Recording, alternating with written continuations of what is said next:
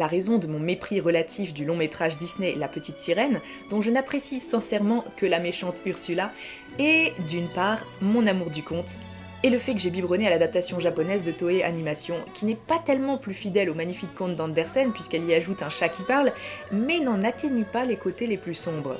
Ce qui rendait à mes yeux d'enfant la version Disney très fade, voire mièvre. Ce qu'il est intéressant de noter, c'est que le caractère androgyne de la petite sirène du conte ressort beaucoup plus dans la version japonaise, où, par exemple, on la voit porter le pantalon et monter à cheval comme un homme. Enfin, comme un bichi, mais voilà. Andersen était, de ce qu'on sait, attiré romantiquement par les hommes et lui-même perçu comme efféminé.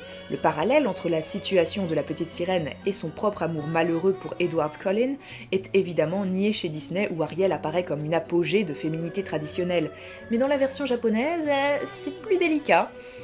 Et c'est en cela que comparer les deux adaptations issues de cultures différentes est si intéressant. Les Japonais n'ont pas gardé les mêmes éléments que les Américains.